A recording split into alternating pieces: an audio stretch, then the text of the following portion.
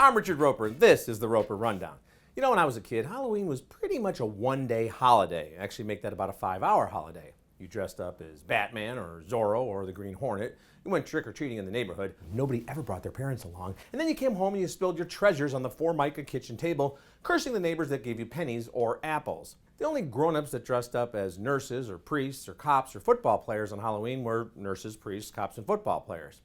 Now, of course, there's a whole Halloween season. The decorations and the costumes and the candy and the Halloween cards. Who gives out Halloween cards? They start appearing by Labor Day. Bars and nightclubs hold those huge costume contests. A lot of women use Halloween as an excuse to dress up like a hooker, and a lot of men use Halloween as an excuse to go out and meet those women who are dressed up like hookers. We had a few haunted houses back in the day, but now they have these elaborate attractions, some of them really pushing the boundaries of good taste. This year, Rob Zombie's Great American Nightmare Haunted House in Villa Park will feature a John Wayne Gacy room with an actor playing Gacy in full costume and 2 dolls dressed up as Boy Scouts sitting on the sofa. That's creepy, that's grotesque, and that's tasteless.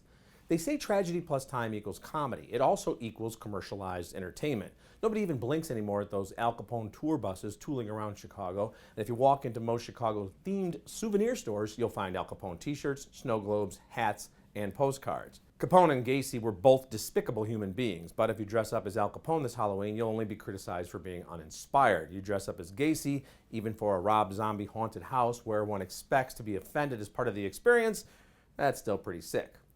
Now, I used to rail against the idea of a Halloween season. It just seems so stupid. But all those adults dressing up as celebrities or superheroes or naughty nurses are just escaping for a night or 2 or 3. Knock 'em dead. I'm Richard Roeper. This is the Roeper Rundown.